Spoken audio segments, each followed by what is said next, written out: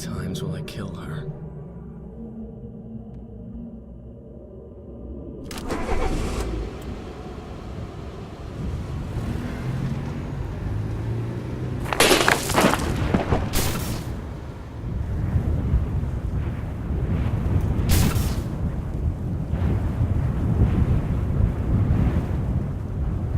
Sophia! God damn it! Not again! Sophia!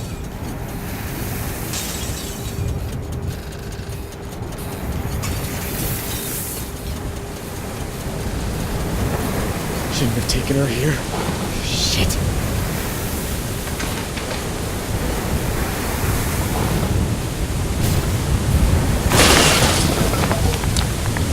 Sophia, where are you? Call out to me, please!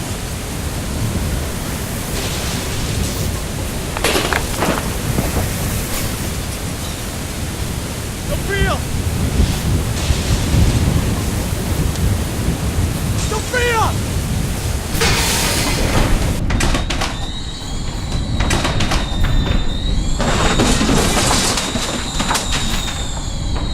Sweetie, do not go outside! God damn it!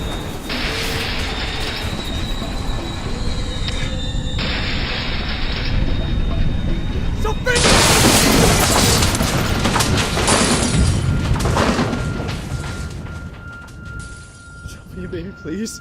Please, baby, don't do this to me. Where are you? Sophia!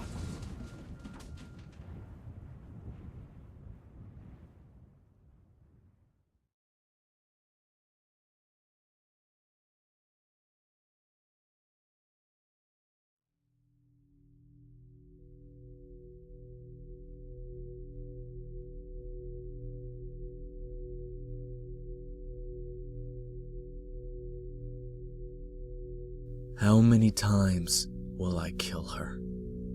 I've asked myself that question 1,000 times. It was always there, flying around my head like my own personal vulture, waiting for me to die and scavenge my corpse. It was the only thing I could think about when I ended up in that hospital bed.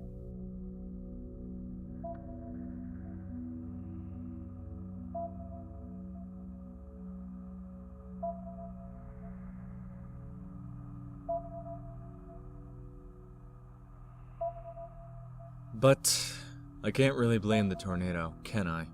What can you expect from a force of nature? I was the one who chased it. My obsession.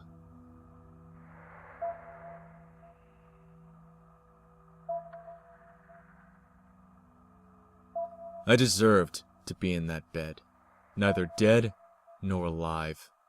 I had screwed with destiny, and it screwed me right back. Fair deal. It was also reassuring to know that I couldn't harm anybody else, as long as I was in a coma.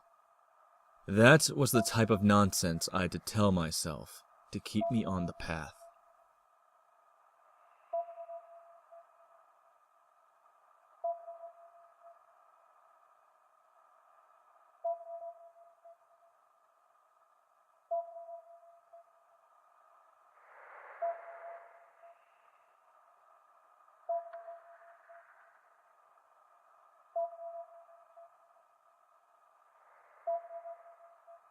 For all those years, I'd hated my father almost as much as myself for what happened to my little sister.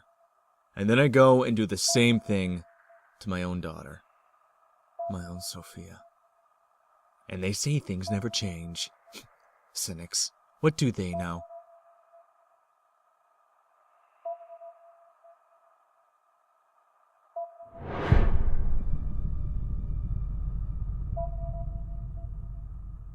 I'd put Sophia in danger, taking her with me on the job. Severe weather phenomena. It's more exciting than it sounds. Extreme weather. There's some radical 90s slang for you. My reckless father had done the same thing with Sophia and I. At least this time she didn't suffer. Well, had I known. But I didn't. Not yet. It wasn't really a choice for me to make. I will never know what lies beyond the red light.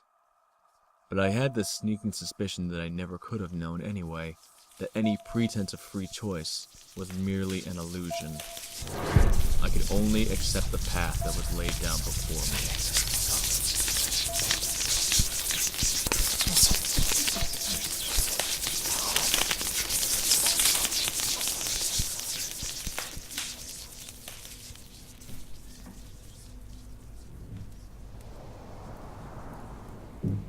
Her drawing. The first of many. It had been too long since Sophia had been more than a whisper screaming in the back of my mind, but I could still recognize it. I admit, at that moment, hope started to flourish inside me. Where would the drawings lead me? Was my little sister alive in this world?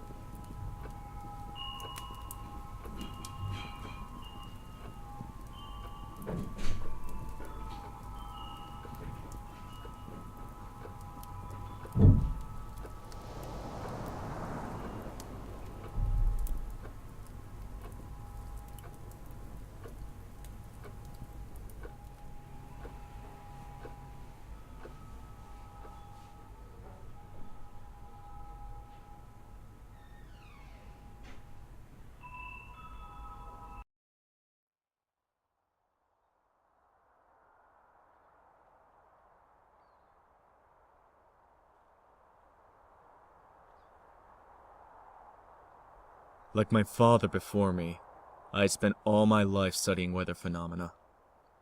I thought I was different. I thought I was doing it to pay my debt to Sophia. I was wrong. But all that work couldn't have been for nothing. I was told my very first published study on the hazards of road fog was all sorts of helpful.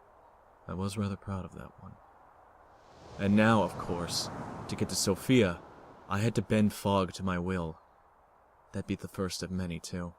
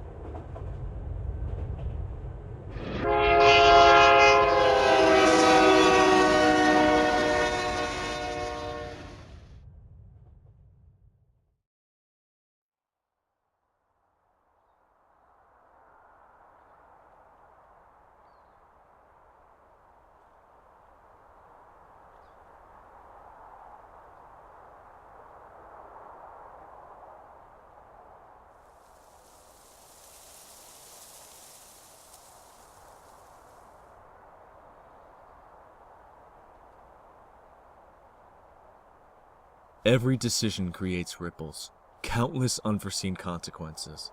If we could see the inner workings of this infinity, we would mimic the deer that stands still to elude its predator. We wouldn't dare make a move. I couldn't see it, so I followed the path, and that kept me alive. But it did much more than that. Introspection can be far more scarring than any wound.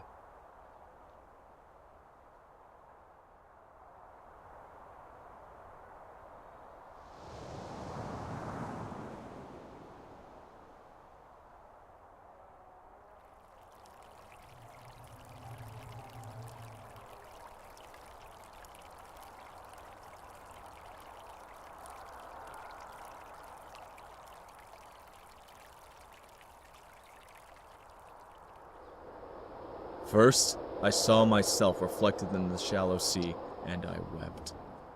Then fear found me deep in the bottomless belly of this world. Time unraveled in the forest. It was much later, in the world of ice, that I fought against the demons that had been passed down to me, father to son. And finally, on the heavens and at the sacred tree, the truth of my maker. For all that, solitude and sorrow were my true, faithful companions in the path of Thalamus. They consumed the beauty of this realm, making it gray and hopeless. The only thing that mattered was moving forward. Only the path remained. How would I find her otherwise?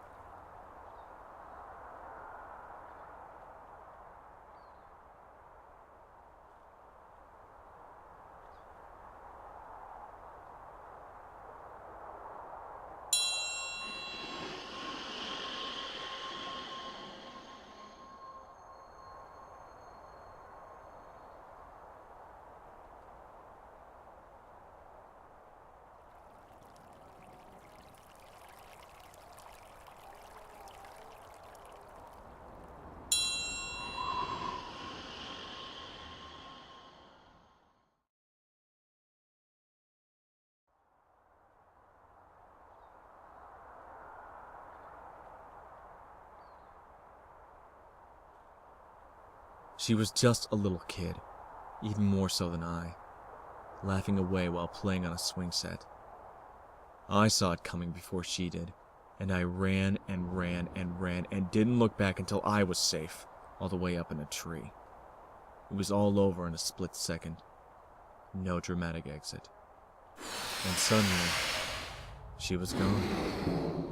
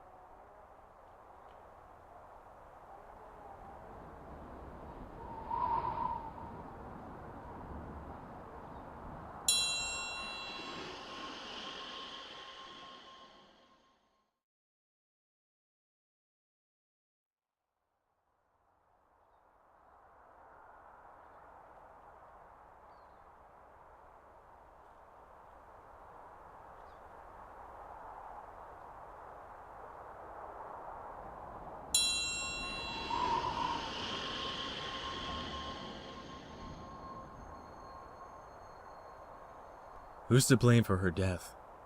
The tsunami did what it did, no point in blaming God or fate. So I looked in the mirror as I had many times before, and reflected back on it. I saw guilt. My father shared some of the burden, but it was mine. My guilt. My fault.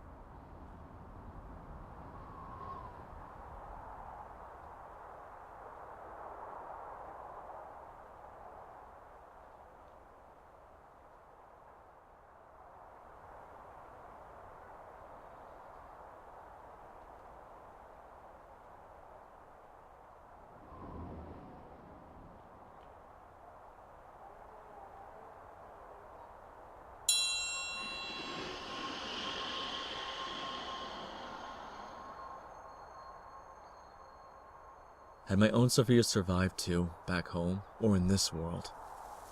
One had drowned, and the other, what are the odds of surviving the eye of the storm? There are few accounts. 1928, Greensburg, Kansas. A farmer saw the inside of a tornado. It was still as death, he said. Then it hissed. It actually screamed, and the hollowness was lit up by lightning. Was that the last thing my little girl had seen, I wondered? Death, screams, and God's thunder, the ire of the tornado.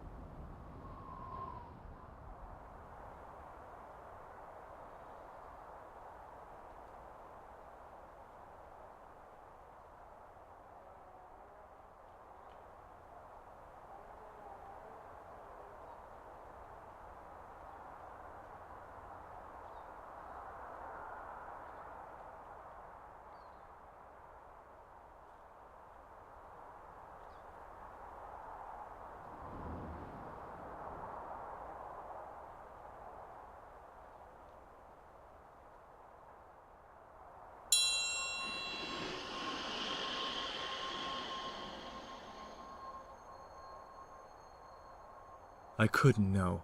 Not yet. Trapped in that world, the only thing I knew was my sister had survived in there. Somehow. I just had to let myself be led by her drawings and her light. The Thalamus was waiting for me, although I wouldn't see it and with it any sense of hope until I had emerged from the darkness of the cave. But let's not get ahead of ourselves.